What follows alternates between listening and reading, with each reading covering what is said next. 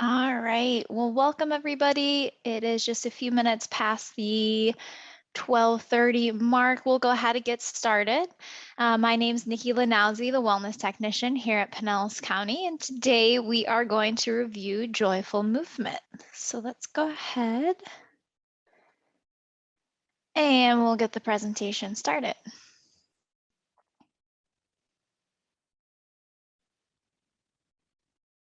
All right, so just a quick overview of what we got in store for our presentation today.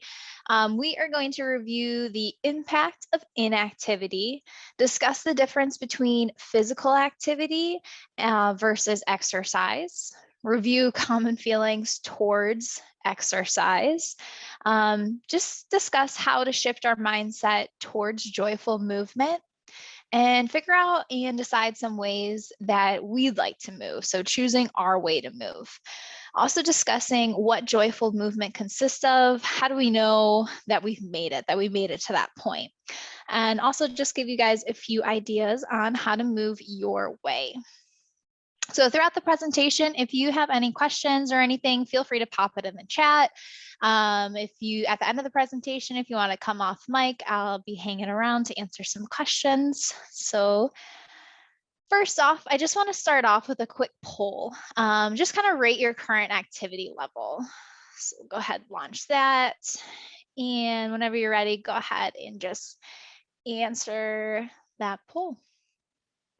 So sedentary is you have more of a desk job, not moving too much, that type of thing.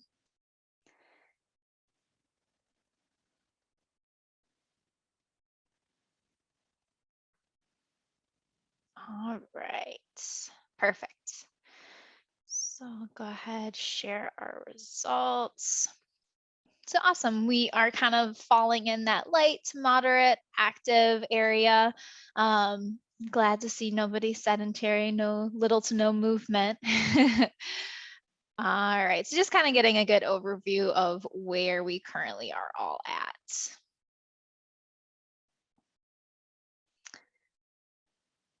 Okay, so let's kind of check in, and I just wanted to review really quick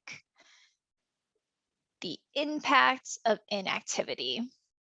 So the average American sits between 6.5 to 10 hours a day. So taking into consideration sleeping, ideally, hopefully 7 to 9 hours, that's putting us at about 13.5 to 20 hours of inactivity daily. With modern technology and our typical desk jobs, this transition to inactivity has happened extremely rapidly on the grand scale of human evolution. So our bodies haven't been able to adapt to this drastic change, which has led to a plethora of side effects, which include brain fog.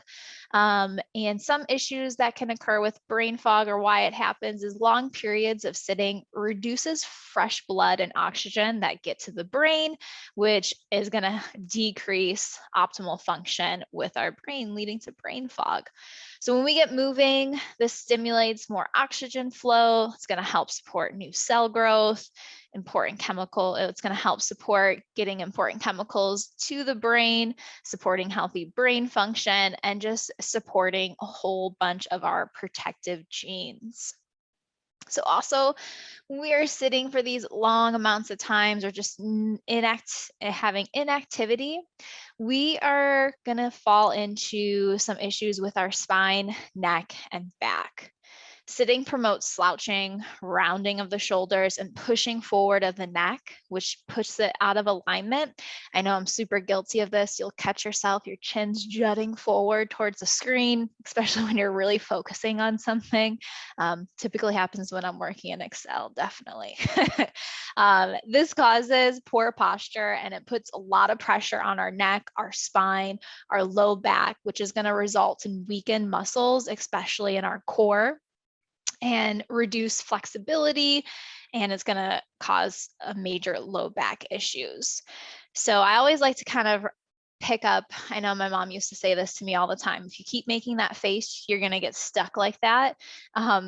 That's not really too far off from the truth, where that might not necessarily mean when you're kind of like pushing your nose up or pressing against the window, that type of thing. But when we are sitting in a position for extremely long amounts of time, our body actually adapts. So when your shoulders are rounding, your back, those muscles are going to start to loosen up, and those front chest muscles are going to start to tighten up. So even when you're standing, you're going to get up and you're still kind of in that crunch rounded posture. So it is true, if you keep on sitting like that, you might just stay like that.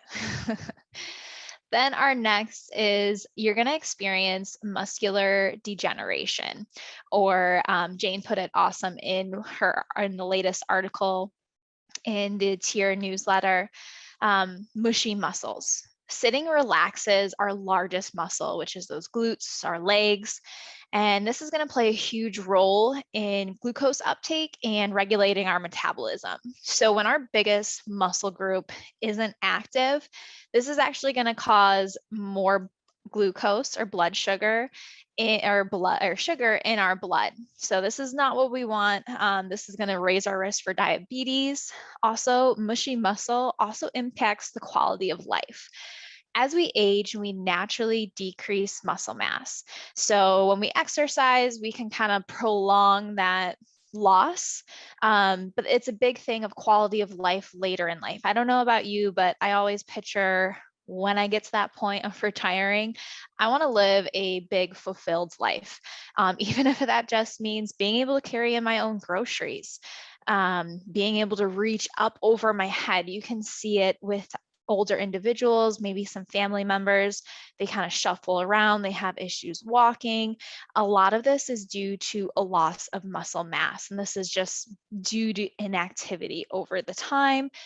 And on top of that, it's natural for us to lose muscle mass. So we're really trying to stay active to help promote that longevity with our muscles. Then also we're going to experience vascular problems or blood clots. Extending or sitting for extended amounts of time result in blood or fluid pooling in the legs and feet.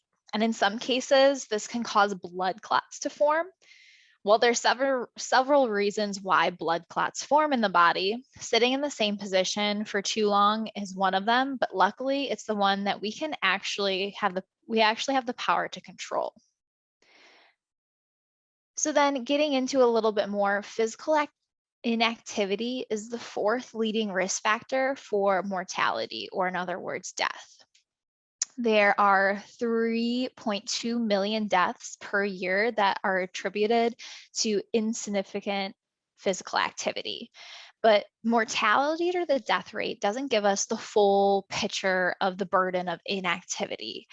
This is a really astounding statistic. So 32.1 million years of life are lost each year due to physical inactivity. So basically what this means is they have a fancy definition or wording for this. So the overall burden of the disease is assessed using the term disability adjusted life years. So this is a time-based measurement that combines years of life lost due to premature death and years of life lost due to time lived in a state less than full health, or years of life lost due to disability. So essentially, it's not just, it includes years of life lost due to being physically inactive, but it's also those years of life that are lost due to just not being able to live your fullest, not being able to go to the grocery store without help or put your groceries away, even just doing simple things that you enjoy doing, maybe going for a stroll outside, and really having a significant impact on our quality of life. So what's the difference between physical activity and exercise? If anybody wants to hop off mic, maybe pop it in the chat. What do you guys think the difference is? A lot of times these two are used interchangeably, but I just kind of want to see what you guys see the difference between the two are.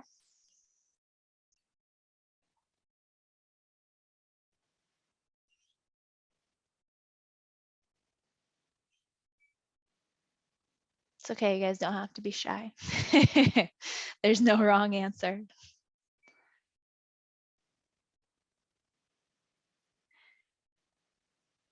We'll go ahead and skip to the next slide. So the difference between physical activity and exercise. So the WHO defines physical activity as any bodily movement produced by the skeletal muscle that requires energy to be expended.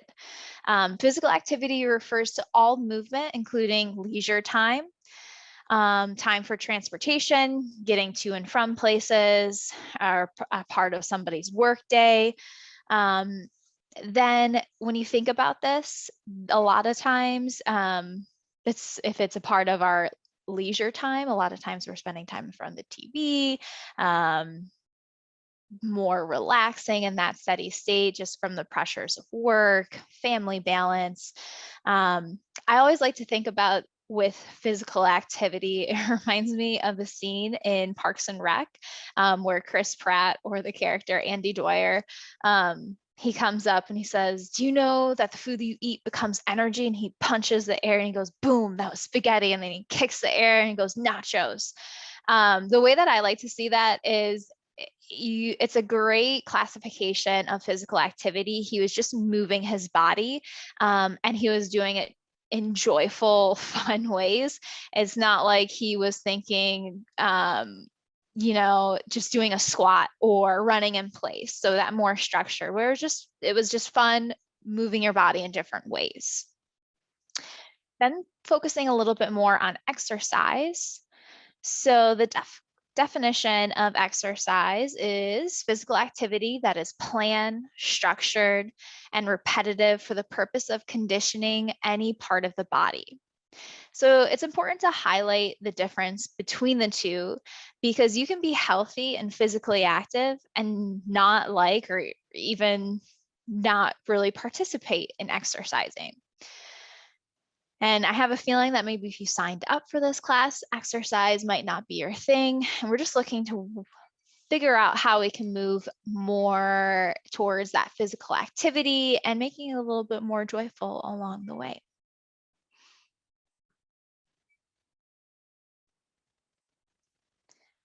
So just kind of going over some negative feelings that can be associated more with that physical, with the actual exercise. I like to call this the dark side of fitness culture. It can lead to resentment, feeling like you have to exercise, and it's that structured, I'm going on a run, I have to go on a walk, I'm going to do 10 squats. It gives you that certain expectation and can kind of suck all the joy out of the activity. If you find yourself wishing that you didn't have to do it, or if you find yourself resenting others who seem to enjoy that structured activity, it might be a sign that that's a exercise or activity that you don't find joyful, and it's a good time to reassess and figure out where we can change. Then the next is time feels like it's crawling by. I always think about this when I first got into running, and I would force myself to run on the treadmill, and even just doing it for 30 minutes, I'd be like, all right, so you got 3 10-minute halves, let's go. And like try to push myself that way. So if you're wishing for a time machine during exercises, indicates that you'd much rather be doing something else. Movement doesn't have to be It doesn't have to be a chore. Our bodies were designed for movement. It's important to listen to our own preferences in movement rather than force ourselves. I like to say, putting ourselves in a box to do things we don't want to do. If we want movement to be a part of our lives, we have to set ourselves up for enjoying it to keep it consistent. And then you're going to find the shoulds are showing up. And I feel like we all know what the shoulds are. I should exercise. I should be more committed. I shouldn't be so lazy. And again, mentioning the dark side of fitness culture. This goes along the lines of fitness and diet culture. Should statements are really shaming and shouldn't have a place when you're looking for joyful movement. We can't really hate ourselves into becoming someone that we want to accept to love. So try focusing on what you do and what feels nourishing to your body. So maybe you had a really stressful day at work, you're just feeling really drained. We're going to channel into exercises that honor those low energy feelings. So maybe just nice light stretching, just figuring out, not forcing ourselves where I should be exercising, I should go on a run. We're just kind of changing that mindset of listening more to how our body's feeling and what we need to do to nourish our body. And then it's all about the numbers. You start to be so adamant about those numbers, whether it be weight, how long you're exercising, how often you're exercising. The numbers can be menacing. The numbers show up everywhere in the exercise community. We even have specific fitness studios that have the numbers up on the board. What's your heart rate? Are you working hard enough? Are you in the right zone? Just think about how many different metrics there are in the gym. You have weights, you have reps, sets, your heart rate, like mentioned before. Letting go of the numbers associated with exercise is a difficult component because we're kind of rejecting that idea of meeting that certain standard for exercise. But again, that kind of leans heavier towards that fitness diet culture. And it's a big necessary step when we are trying to find joyful movement. Just as we move away from that diet culture through the principle of intuitive eating, listening to our body, joyful movement can be viewed as intuitive exercising, meaning we're focusing on the actual internal experience, how we're feeling, rather than those external measurements. So I just have another quick poll question, or two of them for you. I'll go ahead and launch it. When you have the time, have you ever experienced any of these feelings towards exercise? And if so, did it affect your consistency with sticking with that exercise?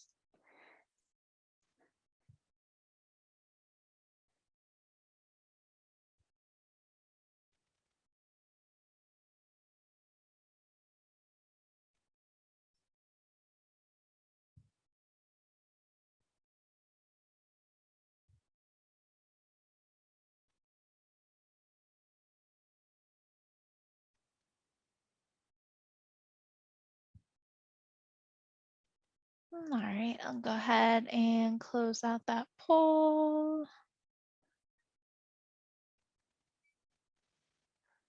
All right, so we are getting some time drags, focusing only on the numbers. And it has affected our consistency with sticking with that exercise and keep moving with that. And it's completely understandable because we are, as humans, we feed off of that positivity loop. And so when something is not giving us that happy, joyful, those hits of little dopamine that set off in our brain, it is going to be extremely difficult for us to continue with it, to stick with it. All right. So what we need to do to find a little bit more joyful movement in our lives is we need to focus on a mind shift change. And this can be very difficult because we're trying to kind of rework our inner brain and how it's actually currently set. And it's even creating different neural pathways. So we want to shift our focus on what feels good to move your body rather than that calorie burning, heart rate pumping, effective exercise. So instead, we're going to focus on how are our energy levels? Has our sleep improved? What's our mood? Have we increased our mood? How's our emotional well-being doing versus focusing on your weight, body measurements, the number of calories burned, or level of soreness or exhaustion. I always hear if you're not sore enough, you don't work out hard enough, and that's actually completely false. The feeling of soreness or exhaustion has no correlation with how hard you actually worked. So we're trying to move away from that no pain, no gain mentality and focus on overall well-being. The point of physical activity is to, and even exercise, is for us to just feel better, to help improve our overall wellness. And that includes many other things besides just weight, soreness, the scale, that type of thing. We're also going to focus on avoiding the sense of dread. If exercise isn't your thing, and maybe it's becoming a chore, a burden, and even might feel like a punishment, it's time to remove that from our current schedule. This removes the pleasure, and it gives you that rigid outlook where we're going to have a really hard time sticking with it for a long time. So depending on really channeling it and figuring out what is it that you don't enjoy about it. Do we need to scale back the intensity of that particular exercise, or is it a type of exercise or activity we completely need to scrap, and we need to figure out a different type of mode of physical activity that we can plug in that's going to help bring us a little bit more joy in our life? And kind of going along the same lines, as exercise has become an obligation, something we feel we should do in order to be healthy and to feel accomplished. And you go to the doctor, you need to exercise, you need to be physically active. It puts that stress of that needing to be done, and we tend to automatically lean towards that exercise. I need to be going on those runs. I need to be going to the gym. This places an unhealthy emphasis on appearances and achievements. No problem, Jane. Have a good day. And comparison and performance. So instead of going back to the idea of focusing on that intrinsic feeling, our overall well-being, those energy levels, our sleep quality, our mood, emotional well-being. So placing that emphasis on that rather than that unhealthy emphasis on achievement and comparison to others, because we're all running our own race. We're all in a different zone, different spot. And then last but not least, we need to stop thinking of exercise as a punishment or a necessary evil that you need to do in order to burn calories, or to increase that muscle mass. Instead, we want to focus on retraining ourselves to focus less on the aesthetic benefits like weight loss, toning, and more on naturally getting into your body and moving and keeping those muscles warm. And how those joints feel when they're active. If you haven't used it in a little while, it's going to feel a little bit different, but just channeling in and really seeing how it feels. Feeling those endorphins going, getting that blood pumping, and focusing on just getting those energy levels up. And so how are we going to do this? The big focus on how to incorporate joyful movement into your life is really channeling in to move your way. So joyful movement isn't just about moving your body for the sake of physical health, right? It's about moving your body in ways that makes you feel good, that make you feel happy, that lights you up, that lights up your soul. Stuff that we really enjoy doing, that's just movement and it's effortless. And so what counts as joyful movement?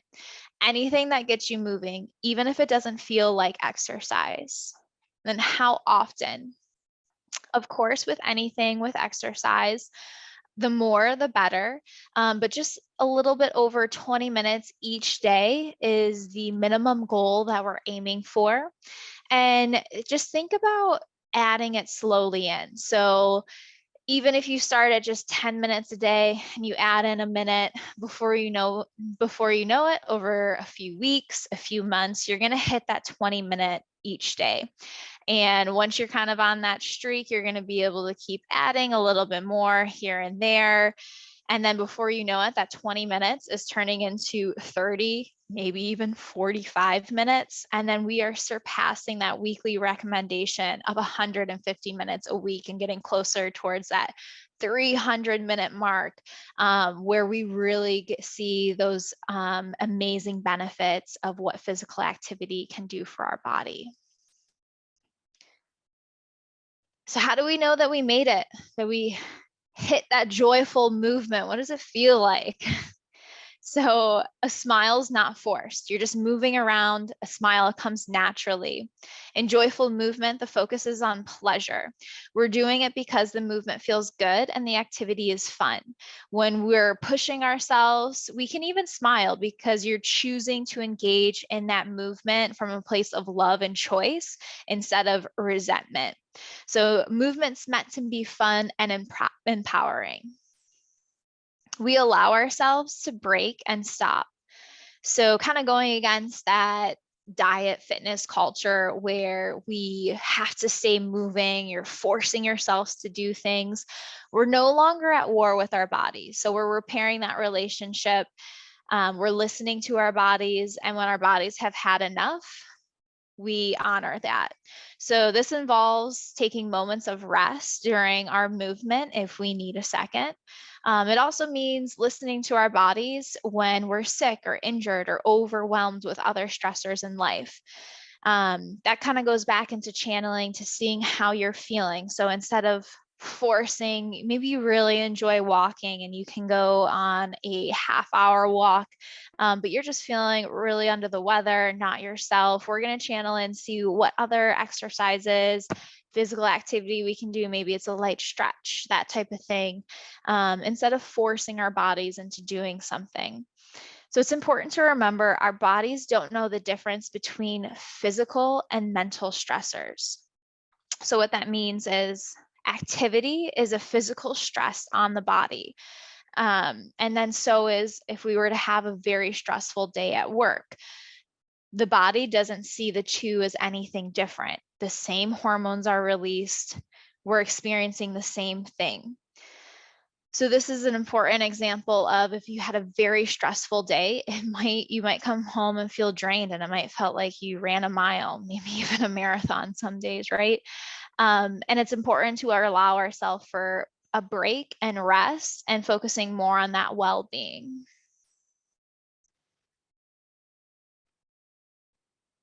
And then we meet our body where we're at. So we welcome all the imperfections and the being a beginner status. When we let go of expectations, we allow our bodies to show their own abilities and strengths. So let go of your expectations, how you think that you should look, how you feel, what it looks like, how you look doing the actual movement. This will help you find movement that's more inviting.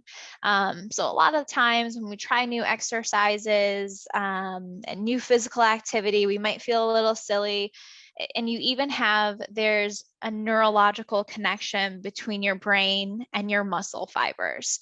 And so it's just kind of like a relationship where if you haven't talked a little bit, it's a little off for some time, and then you can get back into the swing of things, but it does take time. So that's the biggest thing of just honoring. It's okay to be a beginner.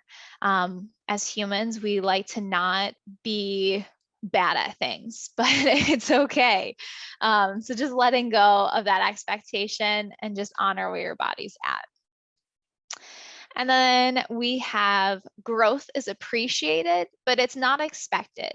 So a lot of times going back when you're focusing on those external numbers, our weight, our heart rate, they put that focus on the external instead of just appreciating where we're at. And if growth happens and we improve, great. But when we set those expectations and we don't meet them, we feel like we're failures. We just should stop doing it. So instead, it's okay to notice improvements. It's great. It's a great side effect of more physical activity. In joyful movement, we may find that we gain skills, strength, endurance, energy. These are all great and we can celebrate them. But we just need to be careful not to place an unfair expectation on ourselves. Remember that every day is different. Some days The energy is there. Some days we need to take rest and take care of ourselves. And then we are connected to forms of joy. So what that means is sometimes the movement is a means to reach another form of joy. So maybe it's playing with your children, spending time being with your kids, your grandchildren is that joy. Gardening, just being outside, being in nature, that's your form of joy. And then accompanied by that is being able to move around, being outside, being physically active. Maybe it's just wandering through an art museum, appreciating art, and still getting that movement in. And sometimes it helps us to focus on the joyful part rather than just the physical activity and get caught up in the movement and just get more focused, lost in the joyful aspect. And then last is we find our flow. So it almost becomes a moving meditation. You're in the zone. Sometimes it might happen at work where you're just flowing and you're going and you're not even thinking about it. You don't have to think too hard about it. You're just going. A great sign of joyful movement is it's just effortless. You're moving. Again, it's like that moving meditation. And so getting into it, just some ideas to move your way. Some fun local participation that you can do is there's actually local trampoline parks. There's adult and kid jungle gyms and ninja gyms. We have indoor rock climbing, adult dance classes, even just doing a home dance session. Recreation sports, if sports is your thing. A lot of times is just kind of the aesthetics of your house, constantly working on those projects, home projects, do it yourself projects, just something to get you up and active. Taking care of your lawn, your garden outside, taking advantage of the weather down here in Florida. Think about paddleboarding, kayaking, instead of maybe just laying out at the beach. And then also a great one is playing with kids and grandchildren. So this is just an idea list to get the juices flowing. But I just wanted to notice that a lot of these on here, some like home projects and the lawn, it just might be personal pride that you like doing it and getting outside. But like the trampoline park, indoor rock climbing, the ninja gym, just highlighting it's important to add play back into our lives. Play is a pivotal part of not just for children, but for adults as well. Somewhere between childhood and adulthood, we tend to stop playing. When we carve out leisure time, it's more likely to be spent zoning out in front of the TV, maybe a computer, rather than rejuvenating ourselves and playing like children. And play is going to be an important source of relaxation and even stimulation for our adults. And it's just playing with your partner, your friend, coworkers, pets, children, any way to fuel your imagination, getting creative. It's going to help problem solving abilities as well as your emotional well-being, spending time with other people. Adult play is time to forget about work and commitments and just to be social in an unstructured, creative way. My favorite quote that I think highlights this so great by George Bernard Shaw is, "We don't stop playing because we grow old because we stop playing."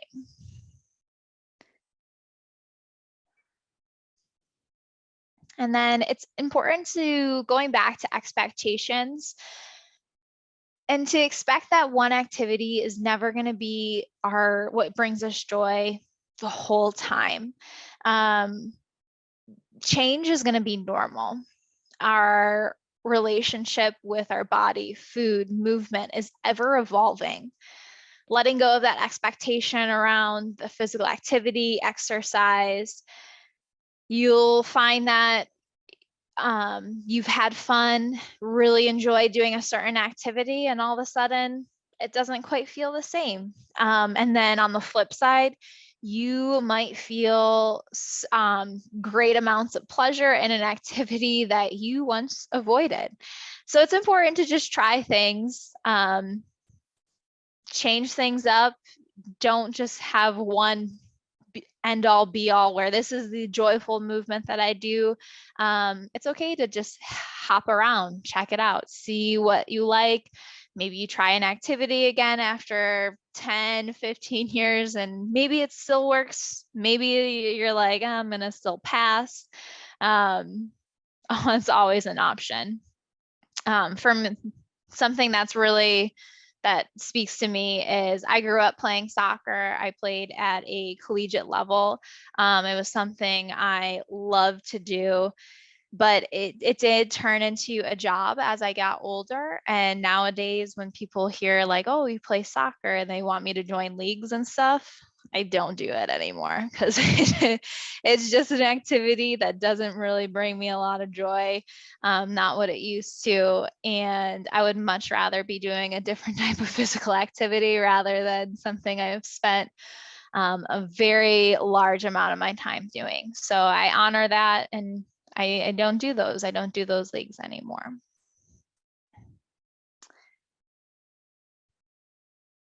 And then just going into the happiness health connection. So a great Aristotle quote here, happiness is the meaning and the purpose of life and the whole aim and end of human existence. Scientific evidence suggests that positive emotions help make life longer and healthier. So let's stop forcing exercises we hate and dread and do activities that we enjoy, add more joy and happiness into your life. Even when compared to people whose behavior is considered healthy, happier people tend to have better health. So having a positive well-being or being happy can lead to a stronger immune system, reduced stress, healthier heart, longer lifespan. And what a side effect that they didn't really realize, but until looking into it further, is when you're happier, you tend to increase the amount of fruit and veggies that you eat, and it also improves your sleep habits. So maybe it's just a correlation between the two, or maybe it's just when we're a little bit happier, things tend to fall more into place. So we've put so much focus on being healthier, thinking about take this supplement for a better immune system. We get into these really rigid schedules and rigid structures of how we think we should be to be healthy. But maybe just the key is to focus on adding more joy and happiness into our life, and the rest will just fall into place. And then, of course, I just wanted to highlight there are medical and emotional reasons why someone might struggle to find happiness in their life. If you're really struggling with these types of things, it is important to talk to your doctor about it. Also looking into the EAP service that we offer here. So just an important thing to highlight as well. And so if anybody wants to throw in the chat, maybe come off mic. If there's a particular activity or movement they're excited to do, maybe it's something that you currently do that brings you a lot of joy, I would love to hear it. Feel free to come off mic. And if you have any questions or anything, feel free to come off mic, maybe pop it in the chat. I'd love to hear it.